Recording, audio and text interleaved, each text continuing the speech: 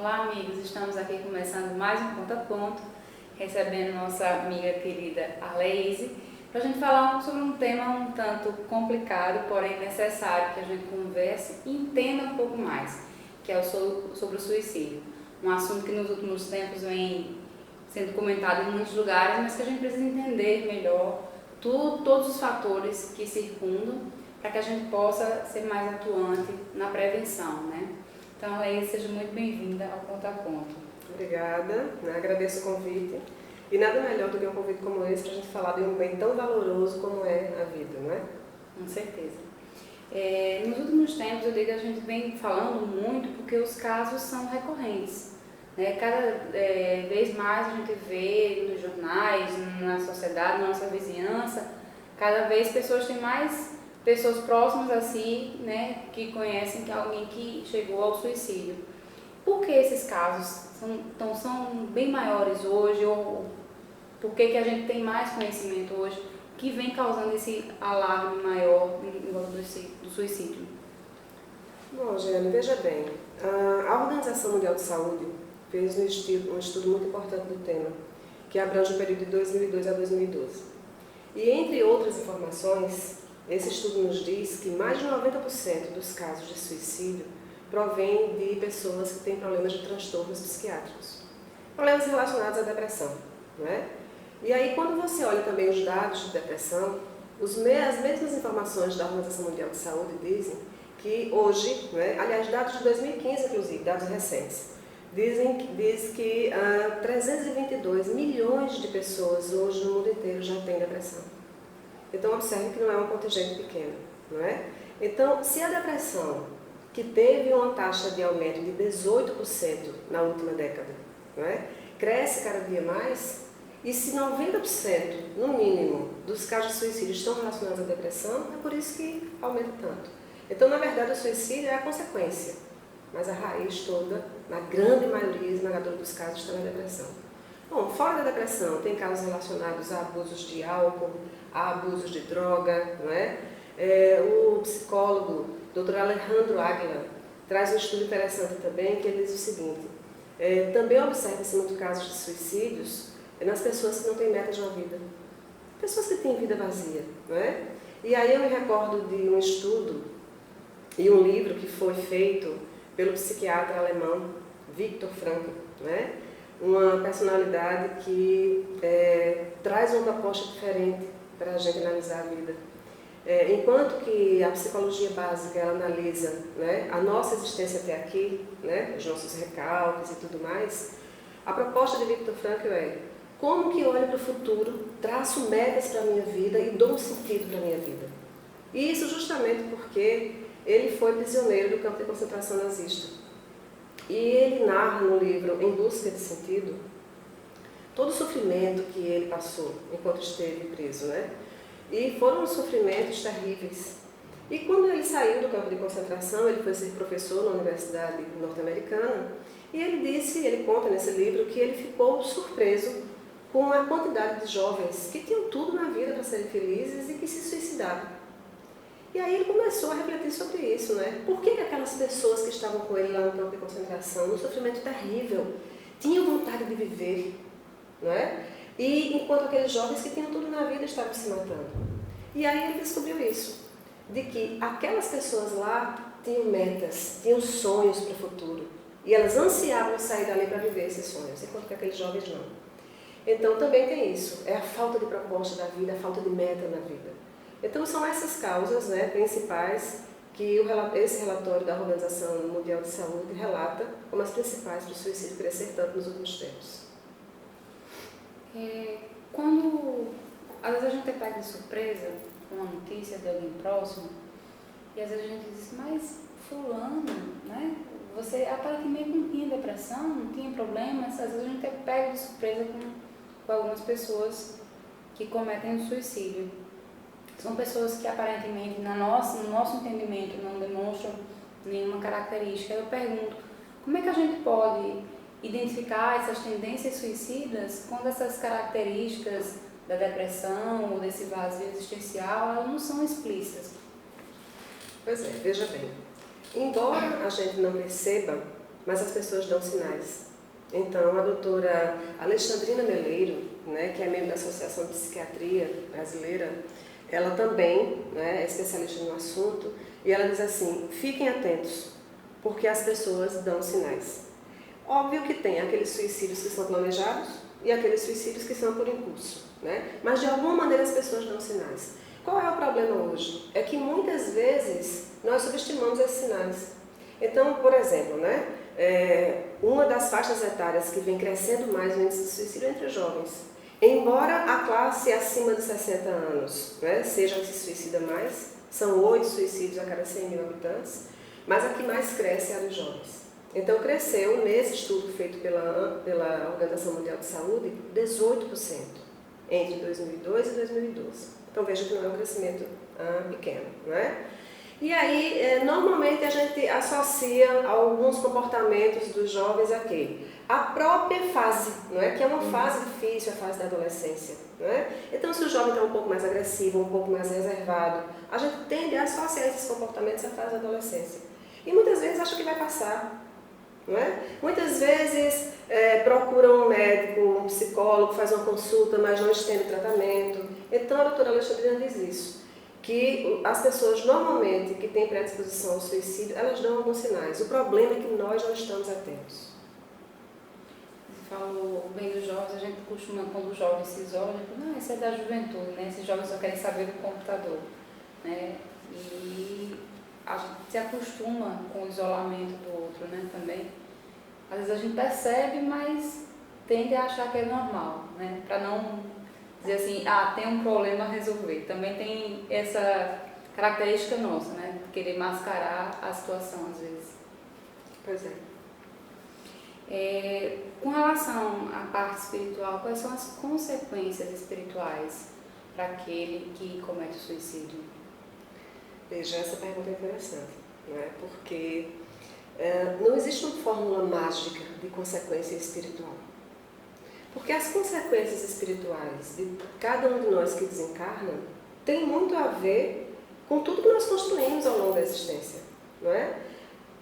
Aqueles que cometem suicídio, obviamente, têm consequências espirituais muito mais drásticas. Porque eles encurtaram a existência, não é? Só fazendo uma recapitulação para a gente poder entender melhor essa questão. Cada vez que nós reencarnamos, nós planejamos a nossa próxima reencarnação. Nós participamos, na grande maioria dos casos, não é? O Livro dos Espíritos nos explica isso muito bem. Então, nós participamos daquele planejamento reencarnatório. E quando a gente reencarna com um tempo para poder cumprir aqui com as nossas provas, para poder buscar a nossa evolução. E nós somos, digamos assim, carregados energeticamente no nosso perispírito daquela quantidade de energia que é suficiente para que a gente dê conta do tempo que a gente tem aqui para cumprir a nossa próxima reencarnação. Então, supondo que eu fui carregada de energia para cumprir com a reencarnação de 70 anos, não é? E por alguma razão eu me suicidei. O que acontece comigo? Quando eu chego do outro lado, quando eu chego na pátria espiritual, rapidamente eu vou me dar conta de que eu estava equivocada, não é? De que não existe a morte. E aí o que acontece? Eu ainda estou carregada de toda aquela energia que o meu perispírito, não é, absorveu para poder cumprir com a minha reencarnação. Então eu ainda continuo vivenciando todas as sensações que eu tinha antes, todos os problemas que eu tinha antes que me levaram ao suicídio e mais o peso da atitude. Porque quando eu me dou conta de que a morte não existe, quando eu me dou conta de que a minha atitude foi uma atitude infeliz e equivocada, vem o que Allan Kardec diz no livro Céu e Inferno, o arrependimento, né? Kardec explica muito bem isso para a gente no Céu e Inferno. Esses 3 pilares que nós temos que passar para poder ver a reparação. Primeiro vem o arrependimento. Né? Por que eu fiz isso? Que atitude infeliz. Depois vem a expiação, que é natural, faz parte, é da lei. Vem toda a expiação, todo o sofrimento por conta dessa atitude infeliz. Então eu vou sofrer não só em função daquilo que eu fiz, com o peso na minha consciência, mas também continuo sofrendo as mesmas dores que eu sofria enquanto estava vivo, porque a vida não acabou. Para em seguida vir a reparação. E aí, na hora que vem a reparação, que é a próxima reencarnação, o que é que vai acontecer? Além desse sofrimento todo que eu passei, o meu perispírito, ele está marcado pelas marcas do suicídio, concorda? E aí, quando eu vier na próxima reencarnação, eu vou vir com essas marcas. Então, o Divaldo Franco conta muito bem essa história quando ele cita o exemplo da própria irmã. A irmã do Divaldo, ela cometeu suicídio, ela tomou cianeto, e ela desgastou toda essa parte, né? E a parte gástrica. E quando ela sofreu muito tempo, 33 anos no mundo espiritual, até ser resgatada, e ela teve uma próxima reencarnação, que ela durou 8 anos reencarnada, para terminar de cumprir aquela missão que ela interrompeu. E quando ela reencarnou com problemas de gástricos, né? Problemas gástricos, reencarnou também com problemas na boca, enfim, fruto do veneno que ela absorveu, que marcou o perispírito. Então, são consequências terríveis, né? Consequências drásticas no pós-morte, de você absorver aquilo tudo que você está passando, e consequências para a próxima reencarnação. Além do fato de que Divaldo, inclusive, diz o seguinte: o suicida, ele é, inclusive, cruel. Porque quando ele pensa no ato suicida, ele pensa só nele. Então, os mesmos estudos da Organização Mundial de Saúde mostram que para cada suicida, em torno de 20 pessoas são afetadas indiretamente. São os familiares, as pessoas que gostam dele, que são mais próximas, não é? Então, as consequências são muito desastrosas.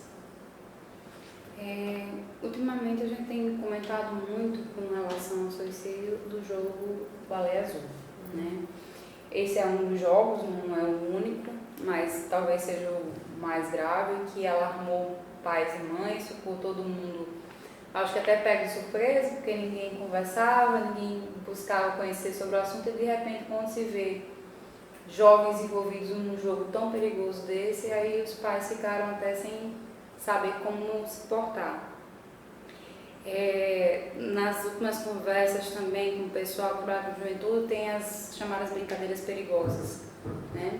Então, os jovens, eles estão brincando, né, Com a vida. Com a vida, e a gente vem vendo esses casos crescentes de suicídio entre jovens, muitas vezes, como você disse, que foi planejado, foi pensado, foi até desejado, e às vezes foi numa brincadeira dessa que achou que não teria maiores consequências, mas que teve. Um caso de um jovem desse, né, que se envolveu num jogo desse, ele não planejou, né, ele só, naquele instinto da juventude de conhecer de tudo, provar de tudo, de desafiar os limites, quais seriam as consequências, já que não houve o desejo real do suicídio? Veja, tem uma pergunta clássica no Livro dos Espíritos, né, que Allan Kardec faz aos Espíritos quando ele pergunta: onde está escrita a lei de Deus? Né? E os Espíritos respondem: na consciência. Então vamos analisar. Se esses jovens não sabem o que estão fazendo, se eles estão sendo incentivados por alguma corrente, não é? Fatalmente, vamos dizer que eles não têm, quando eles desencarnam, né, no mundo dos espíritos, a consciência não acusa. Da mesma maneira que uma pessoa que tem consciência do que está fazendo pratica o suicídio. Então, quando eu digo que é difícil a gente rotular o que acontece, quais as consequências do suicídio, é porque cada um de nós tem uma história de vida diferente. Cada um de nós, não é, construiu determinadas coisas ou desconstruiu. Então, e a nossa consciência é que nos acusa. Então, quando a gente chega na pátria espiritual, que a nossa visão é muito mais ampla, a gente está numa outra dimensão, a gente se dá conta do tempo que a gente perdeu, das oportunidades que a gente tinha para aproveitar e não aproveitou, não é? E a gente se pergunta: será que esses jovens, não é, se dão conta disso? Será que eles têm essa consciência? Então, eu acho que nessa questão toda que a gente está vivenciando agora, tem muita responsabilidade dos pais, não é? De estar mais junto, de orientar mais. Eu estava comentando aqui há pouco que o grande problema hoje é o conhecimento, não é? Porque se a gente tem mais conhecimento, a gente tem mais condição de discernir o que é certo e o que é errado. Tem uma psicóloga que fez parte da revisão justamente desse documento que a Organização de Saúde elaborou sobre prevenção do suicídio, a doutora Karen. E ela levanta um ponto interessante com relação a essa questão do índice de suicídio está crescendo tanto entre a população entre 10 e 19 anos, né? E ela diz o seguinte, veja que como o bullying cresceu na sociedade. Então, os jovens, quando se suicidam, na maior parte dos casos, eles se suicidam porque eles não dão conta dos conflitos existenciais, porque eles não dão conta de lidar com humilhações, não estão preparados, desenvolvidos, maduros para isso. E se não tem o respaldo da família, a orientação dos pais, fica muito complicado, não é? Porque cada vez mais as redes sociais estão aí para educar no lugar dos pais se a gente não tiver cuidado. Então, eu acho que essa questão desses jogos que incentivam ao suicídio, primeiro, há uma responsabilidade sim muito grande dos pais de estarem vigilantes, atentos, como a própria doutora Alexandrina nos orientou, não é? Mas do ponto de vista espiritual, eu acho que a gente tem que se perguntar isso, não é? Ir lá no livro dos Espíritos e perguntar, como é que está a consciência desse jovem? Ele tinha consciência do que ele estava fazendo? É essa consciência que vai acusar depois do desencarne. A gente falou com relação a essa percepção, né, desses indícios, desses sinais que quem deseja cometer suicídio acaba mostrando esses sinais. E eu até comentei que às vezes a gente prefere fingir que não vê um problema que existe. Mas uma vez que a gente percebe, né, vê algo de errado, né, às vezes percebe um ar mais melancólico, um isolamento além do normal para a idade, ou em qualquer situação, não só no jovem, mas que a gente percebe ali um indício que pode realmente levar a uma depressão mais severa e como consequência um suicídio. Como nós, que não somos profissionais, mas como a gente pode de alguma forma ajudar essa pessoa que está ali dando sinais que algo não está bem?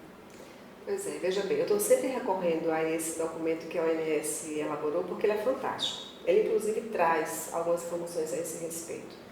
E a própria psiquiatra, a doutora Alexandrina, também foi muito feliz quando fez essa análise.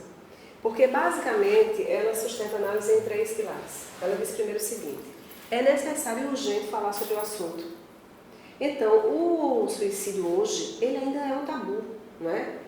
Veja que, se você está numa roda social, dificilmente alguém fala sobre suicídio. Primeiro, porque é um tema que não agrada, não é?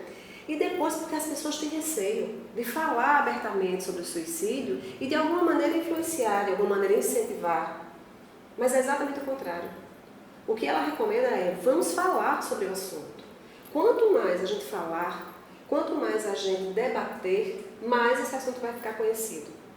E as pessoas que têm predisposição ao suicídio, quando elas são ouvidas ou quando elas têm a oportunidade de falar, diz a doutora Alexandrina que 90% dos casos elas se tranquilizam muito mais. Então veja que faz todo sentido, não é isso?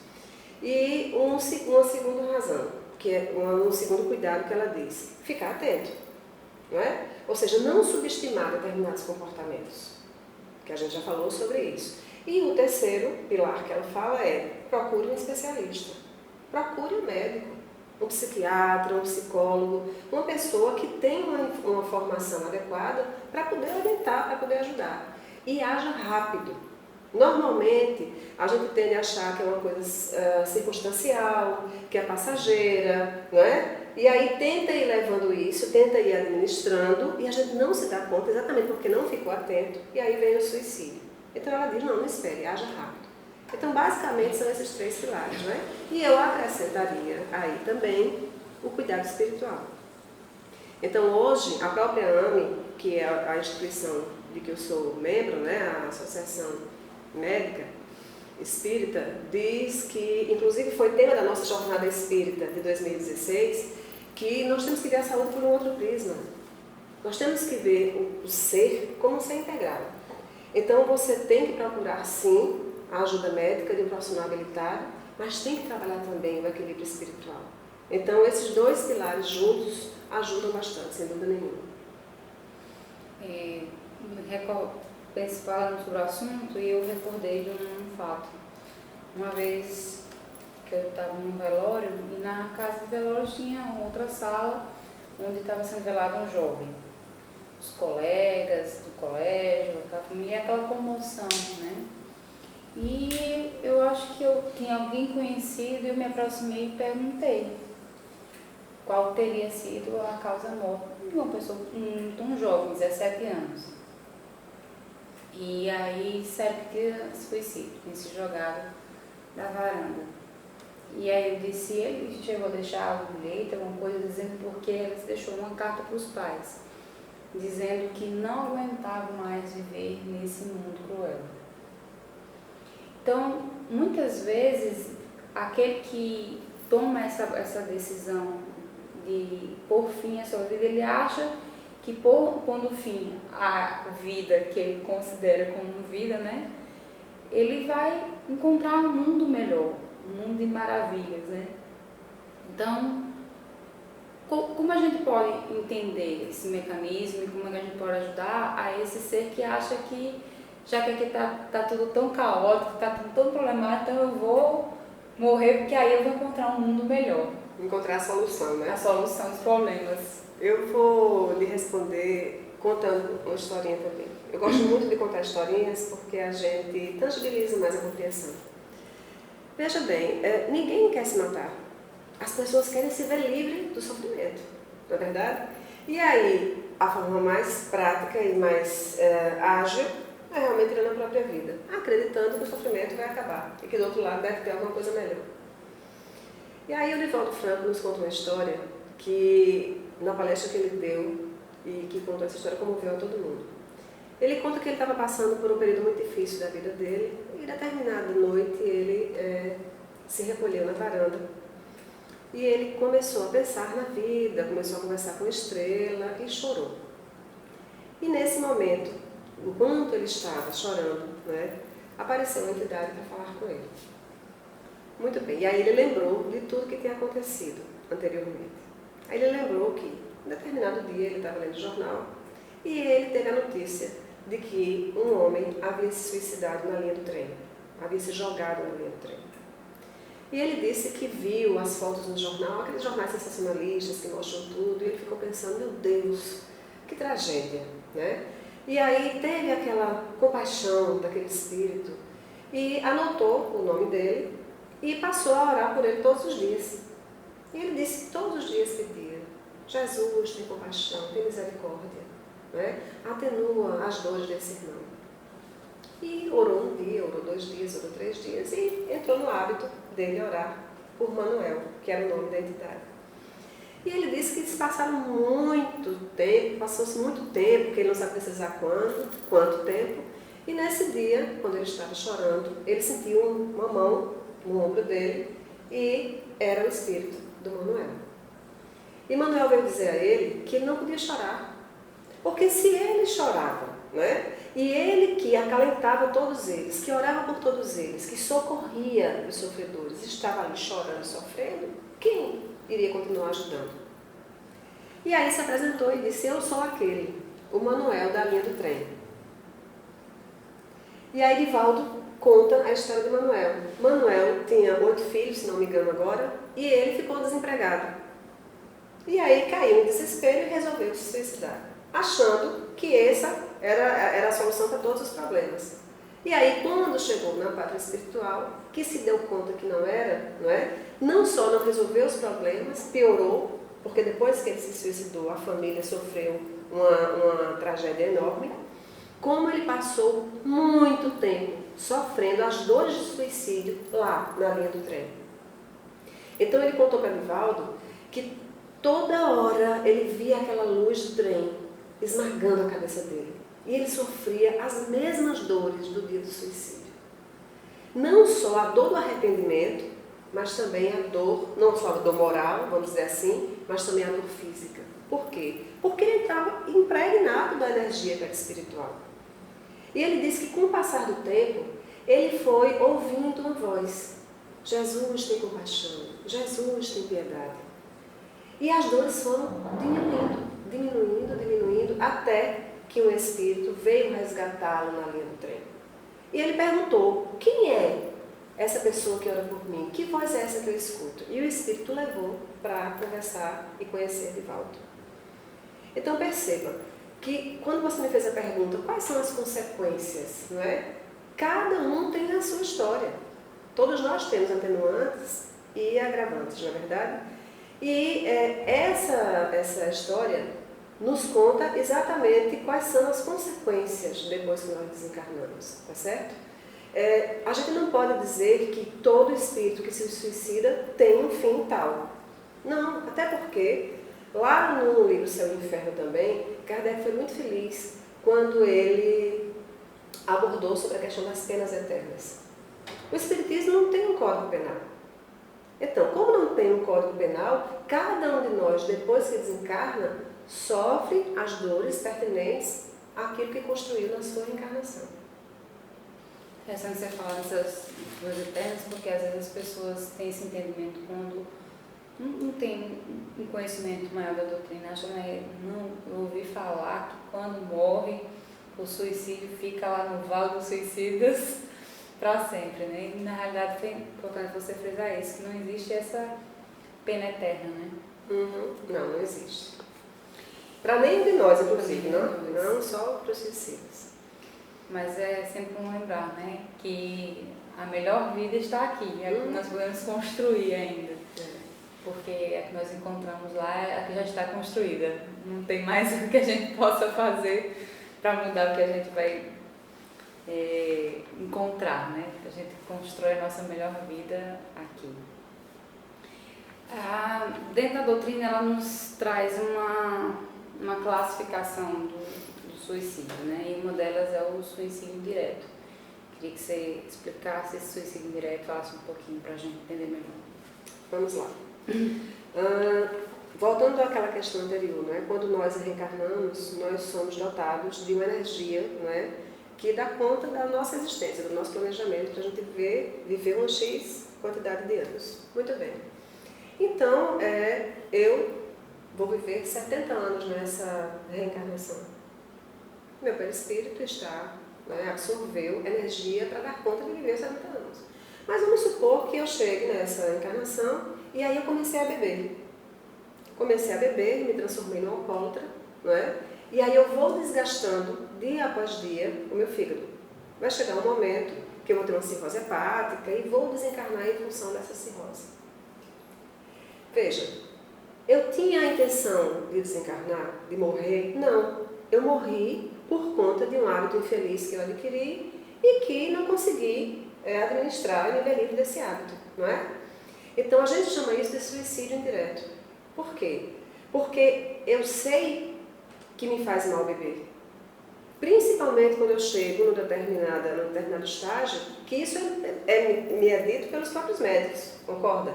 Então quando o médico chega para mim e diz assim, olha só, você está bebendo muito, você está desgastando seu fígado, você não pode mais beber, e eu continuo bebendo, o que é que acontece? Eu sei que eu posso morrer.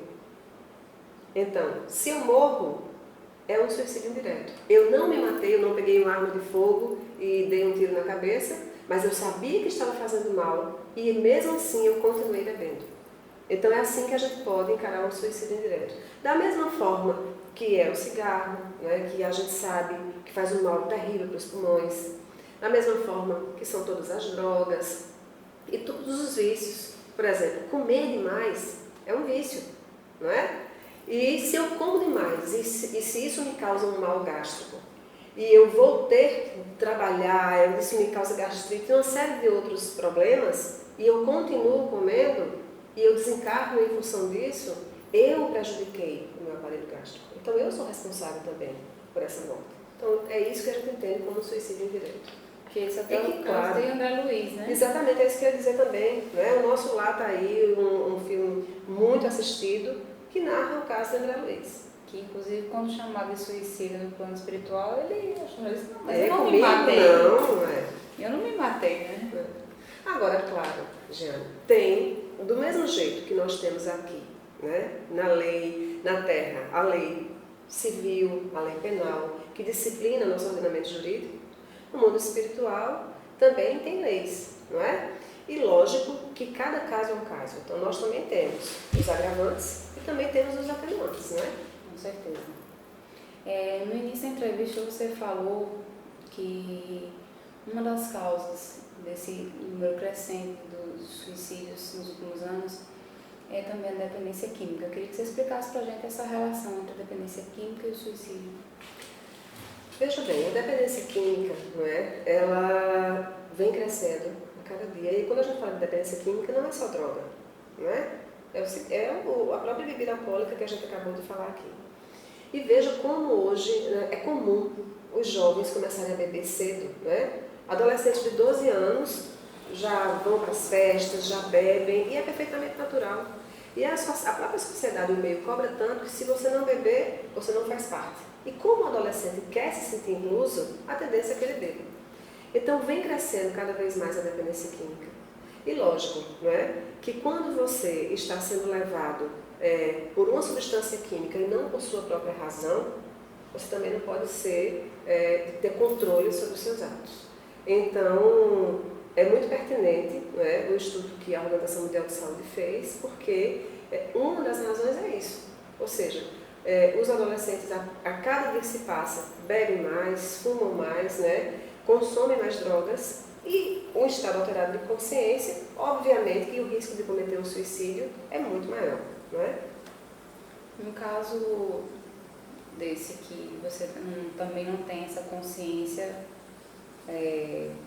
da morte, né? Você usou droga e ali aquele estado alterado lhe leva ao suicídio. Esse também é considerado um suicídio indireto ou não?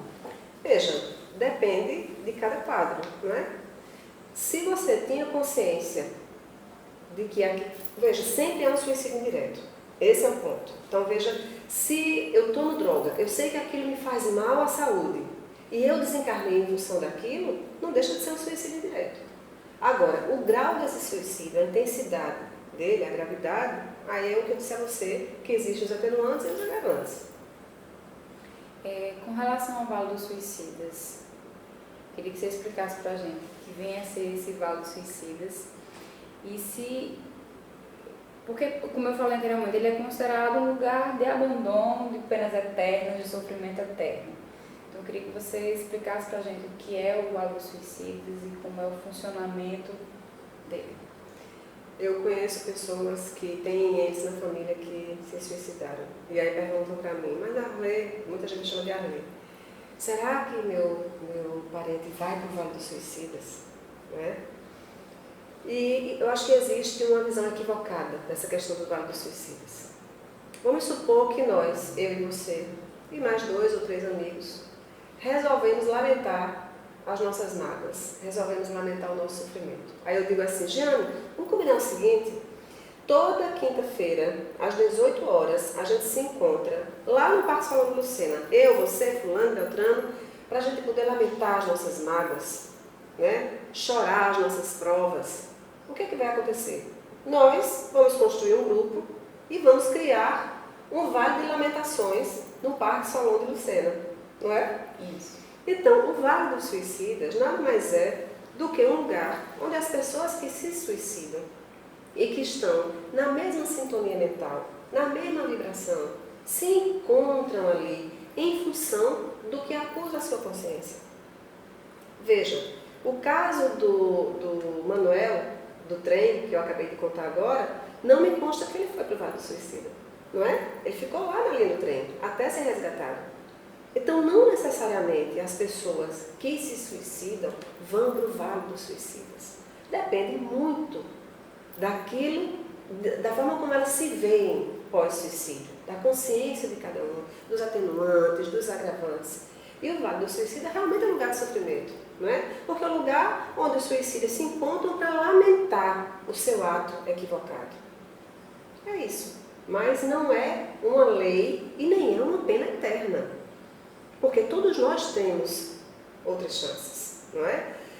Jesus disse que o nosso destino era a perfeição. Então, cada vez que a gente reencarna para evoluir. A gente resgata as nossas provas, né? A gente passa por dificuldades, mas passa também por alegrias, por conquistas. E cada reencarnação é uma oportunidade de evolução. Então, não existe pena eterna. Você falando desse encontro dos suicidas, né? A gente também não pode esquecer que é lugar. Neste universo também tem a presença. Mãos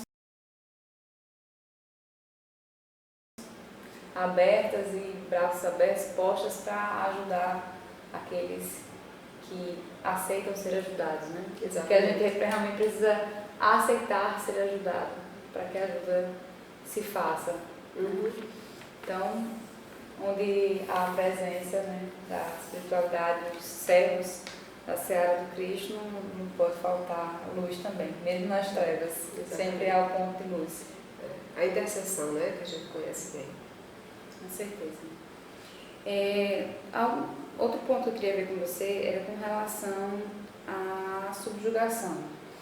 A gente vê na doutrina os casos de obsessão e que às vezes o espírito obsessor ele quer realmente levar aquela pessoa a quem ele tem tanto ódio à morte e às vezes a influência é tão grande que chega à subjugação, onde aquele que é obsediado não tem mais controle sobre si, ele é apenas uma marionete na mão daquele espírito obsessor.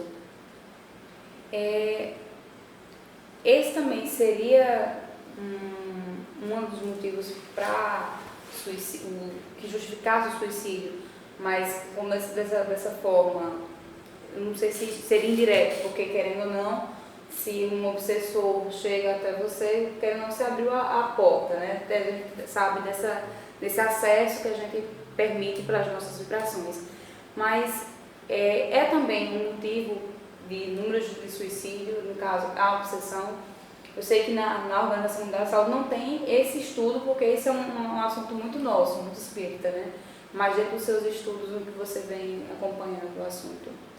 Veja, a obsessão só desenvolve aquilo que já tem na gente, como você mesmo falou, né? E, lógico, a palavra obsessão parece uma coisa tão forte, né? Uma coisa assim que até causa pânico. Esse negócio deve ser muito ruim, uma obsessão assustadora, né? E a obsessão é uma coisa muito simples de se compreender, né? Mas não tão simples de lidar com ela. Então, obsessão é a influência de um espírito em outro espírito. A obsessão ela pode se dar entre encarnados. Então, eu estou aqui conversando com você, não é? E lhe dou uma sugestão de uma ideia. Olha só, Gino, por que tu não faz isso agora? E você começa a pensar naquela minha sugestão. De repente pode aceitar ou não. Mas se tanto eu insisto nessa ideia, não é? E vou plantando isso na sua cabeça, em algum momento, se isso já está dentro de você e eu usar os argumentos assertivos, você vai fazer aquilo que eu estou sugerindo. É a mesma coisa que uma entidade faz com a gente. Só que com uma vantagem, né? Uma desvantagem, aliás, para nós não estamos vendo. Então, quando nós temos uma obsessão, né, um espírito desencarnado para um espírito encarnado, o que acontece? Ele entra na nossa vibração mental e ele nos sugere, através das ondas mentais, não é, que nós façamos aquilo. Mas aquilo que já está em nós, aquilo que nós já temos uma predisposição para ser desenvolvida. Então é possível sim, não é? A doutrina explica muito bem que é possível a influência de obsessores nos quadros de possível suicídio, não é? A gente vê muito isso na história. E é justamente por isso que a gente recomenda que o lado espiritual também seja trabalhado. Porque, veja, se eu sou uma pessoa que tomo drogas com frequência, que bebo com frequência, né? Uma pessoa que já estou viciada, qual é o tipo de espírito que eu vou atrair para mim? Não é? Então, os espíritos que bebem vão estar junto de mim, não é? E, com certeza, vão me influenciar a beber cada vez mais, até me levar à morte. Então, é muito pertinente a pergunta e, realmente, os processos obsessivos têm influência, sim. A gente não pode afirmar, em todos os casos não, né? Não são todos os casos. Mas há uma predisposição, sim, de ter obsessão em função do quadro que já se estabelece. Um quadro de embriaguez, um quadro onde se toma muita droga, um quadro depressivo, onde a pessoa já está incumbida de pensamentos negativos, né? Com autoestima muito baixa. Então, quais são os espíritos que se aproximam? Aqueles espíritos que vibram na mesma sintonia. Então, o tratamento espiritual ele é extremamente necessário, em todos os casos. Essa é a minha opinião. E eu estava lembrando agora assim, às vezes tem algumas pessoas que quando surgem os problemas, no meio das discussões, aí às vezes soltam, né? É bom que eu morresse logo, né? E às vezes essa frase que às vezes nem tem essa vontade, né? Nem tem essa motivação, é mais uma frase de efeito dentro de uma discussão, às vezes acaba acendendo uma luzinha ali para um espírito, né? Se aproximar e começar realmente essa influência. Então, aquela recomendação de orar e vigiar serve em todos os momentos, porque às vezes a gente não tem essa vontade, né? Não tem a motivação, mas às vezes a gente deixa a porta aberta para que essa motivação chegue até nós. Né? Exatamente. E a gente é o que pensa, né? As ideias, elas são plásticas, então, se eu pensar uma coisa e eu nutrir aquela ideia, ela vai se tornar verdade. Com certeza. Como você falou bem no início, a gente, apesar de estar falando de suicídio, a gente não está falando da morte, a gente está falando da vida. Uhum. É uma questão de valorização da vida. E aí eu digo que muitas pessoas nos assistem e essas pessoas podem uma vez ou outra já ter pensado, né? Será que se eu morresse não ficaria mais fácil, se não resolveria? Às vezes nos momentos de dificuldade, ou às vezes as pessoas estão passando por esse momento agora. Então, o que você diria para essas pessoas que têm esse pensamento, que ainda estão alimentando esse pensamento? E como você disse, a gente é aquilo que a gente pensa, né? E às vezes a gente abriu a porta para esse pensamento chegar e ele está ali, e às vezes vai tomando forças, vai crescendo, até que a gente realmente transforma um pensamento nessa ação. O que você diria a essas pessoas que nesse momento pensam em suicídio? Bom, primeiro eu diria que a gente tem que ter fé, né? Quando a gente se nutre de fé, quando a gente tem o pensamento positivo de que as coisas vão melhorar, a gente procura ajuda. O que é que eu diria para essas pessoas? Eu diria que a gente precisa, sobretudo, ter fé, não é? E se associar àquelas pessoas que podem ajudar. Porque, veja, problema todo mundo vai ter. Eu trabalho num segmento que faz atendimento a clientes, né? Nós resolvemos problemas. Então eu digo assim, a única certeza que nós temos quando nós abrimos a porta das lojas é que vai ter problema. Agora, a forma como a gente vai encarar esses problemas é que faz diferença. E eu acho que as pessoas que estão na nossa volta podem ajudar muito. E Jesus nunca desampara. Quando nós reencarnamos no meio da família que a gente merece. No meio daquelas pessoas que vão nos ajudar no nosso processo evolutivo. Faz parte também do planejamento reencarnatório delas, estar junto conosco. Então, cada vez que eu estou triste, que eu estou depressivo, que eu acho que nada vai dar certo, eu preciso me nutrir dessa fé, me associar às pessoas que podem me ajudar, não é? E acreditar que vai dar certo. Porque o nosso cérebro aprende por repetição, indo agora um pouquinho para a neurociência, não é?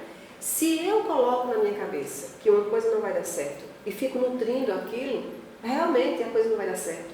Porque automaticamente o meu cérebro vai processar e acaba não dando certo. Fazendo com que eu me comporte de forma a dar errado. A dar errado, entende? Então, quando a gente compreende isso, quando a gente vai buscar mais conhecimento, o conhecimento ajuda demais. Ajuda a se conhecer melhor, não é? Procurar ajuda, como a doutora Alexandrina Meleiro disse. Não ache que você vai resolver todos os seus problemas, não é? A ciência médica está aí para nos ajudar. As pessoas que estão à nossa volta, a nossa família, existem para também nos dar a mão. Então a gente não tem que resolver o problema sozinho só não. A gente conta com muita ajuda. Com a ajuda da família, dos amigos, com a ajuda da ciência e sobretudo com a ajuda divina. Com a ajuda de Deus, de Jesus e dos bons espíritos. Então, era isso que eu diria. E a última pergunta para a gente fechar, para aquele que sofre a dor de ter perdido alguém pelo suicídio. Uma vez eu escutei uma delas perguntar muito o que eu fiz de errado.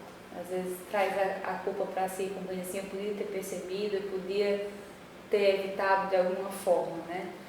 O que a gente diz para esse que está com esta dor, dessa ausência?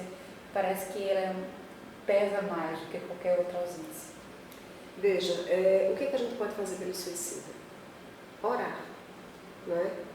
pedir a Jesus que tenha misericórdia, que os bons espíritos possam acolhê-lo, que a consciência dele para o arrependimento e para abraçar a expiação e a reparação seja maior, não é? E não tem coisa melhor do que a oração.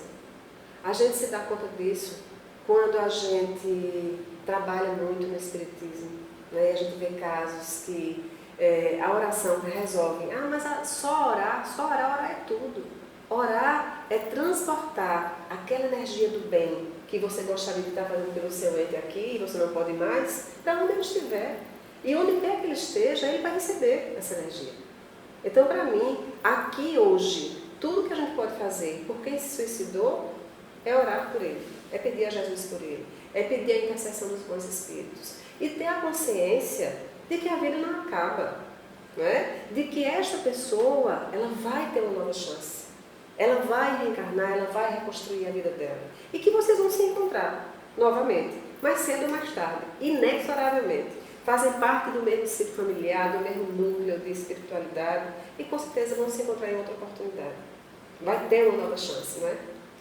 Então, com essas mensagens da nossa amiga, agradeço mais uma vez a sua participação aqui. E a gente fica por aqui, deixando esse assunto para que vocês reflitam, para que vocês conversem em família, né, sobre o assunto, que chame o filho, que converse. Que a gente não pode, apesar de ser um assunto difícil às vezes de falar, porque para falar nele a gente tem que falar em tantas outras coisas que nos doem, nos machucam, né? Mas conversar, tentar entender melhor sobre o assunto, ver essas pesquisas que nos orientam, que nos abrem o horizonte, a visão para o suicídio e não menosprezar, não achar que é drama, mas sim a estender a mão para aquele que precisa. Então vamos estar juntos, né, nessa corrente pela vida. Esse dom maravilhoso, esta oportunidade da gente evoluir e reparar os nossos erros, as nossas falhas. A gente não, apesar de não lembrar, né, mas a nossa consciência sabe todas as coisas. Lá está tudo gravadinho. Basta que a gente possa se conectar com nós mesmos, com o divino que há em nós. Né? Então, muito obrigada a todos vocês que nos assistiram hoje, a todos vocês que vão nos assistir pelo YouTube, nosso canal, e até o nosso próximo encontro, sábado, às 16 horas, horário local. Um grande abraço a todos.